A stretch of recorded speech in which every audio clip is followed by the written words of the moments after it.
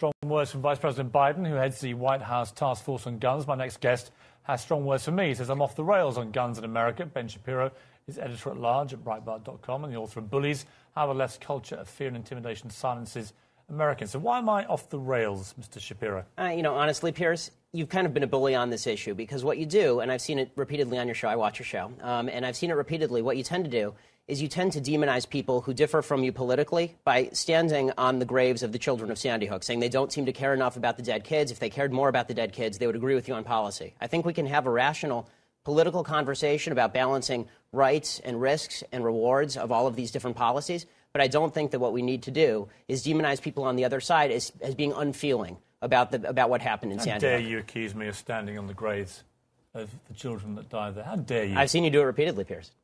Like I say, how dare you? Well, I mean, you can keep saying that, but you've done it repeatedly. What you do, and I've seen you do it on the program, is you keep saying to folks that if they disagree with you politically, then somehow this is a violation of what happened in Sandy Hook. And you have yet, I'd really like to hear your policy prescriptions for what we should do about guns. Because you say that you respect the Second Amendment, and, you know, I brought this here for you so that you can read it. It's the Constitution.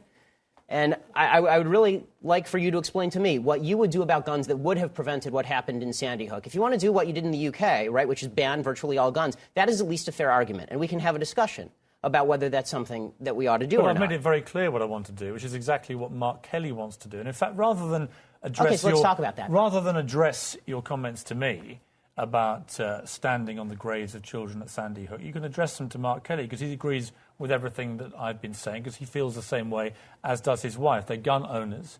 They both respect the Second Amendment of the Constitution. They don't want to take away anybody's right to defend themselves with guns. They want to take away certain types of guns, obviously. They want to take away assault weapons, which are capable, with magazines like we saw at Aurora and Sandy Hook, of unleashing a ridiculous amount of bullets. Well, this is a question I wanted to ask you, Piers, because I've seen you talk about assault weapons a lot, and I've seen Mark Kelly talk about assault weapons.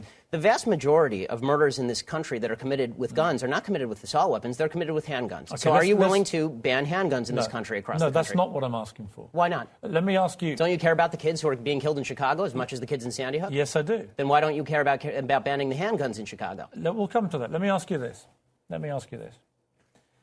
What was the weapon used at Aurora in the movie theatre? It was an assault rifle, sure. Okay. What was the weapon used in the Oregon shopping mall? I believe it was an assault rifle, correct? Okay. What was the weapon used at Sandy Hook? It was an assault rifle. What was the weapon used at the incident around Christmas when the firemen were lured to their deaths, the New York State firemen? And bought illegally? That was an assault rifle. Right, so the last 4 mass shootings in America were all the assault rifles. And the vast that is the reason, Mr. Shapiro.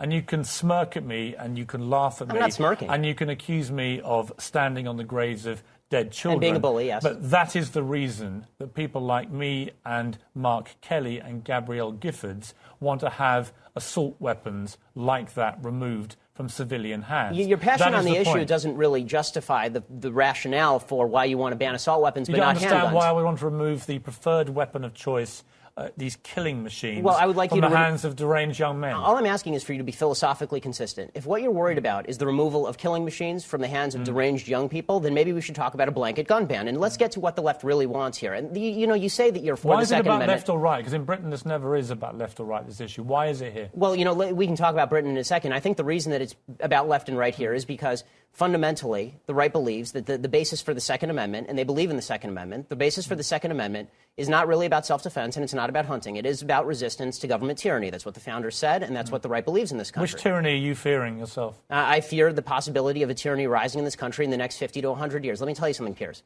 The fact that my grandparents and great-grandparents in Europe didn't fear that is why they are now ashes in Europe. So this kind of leftist revisionist history, where there's never any fear of democracy going usurpacious or tyrannical, is just that. It is fictitious. Just to clarify your position then, the answer to Sandy Hook, as it was to Aurora, as it was to Gabrielle Giffords, as it was to Columbine and Virginia Tech, is you do nothing. Is that your position? That's not my position. What is your position? My position is that we have to calibrate laws that are designed to get guns out of the hands of bad people and keep guns in the hands of good people who want to buy them. This idea of more guns versus less guns. How do you do that? Well, I think one of the ways that you do that is by better screening for mental illness. I think that you do better background checks. Was Adam Lanza's mother a good person? I don't know whether she was a good person or a bad person. I know she was irresponsible with her guns. Has there been any evidence to suggest she was not a good person? No, but there's been significant evidence to... So by your criteria, she would have been...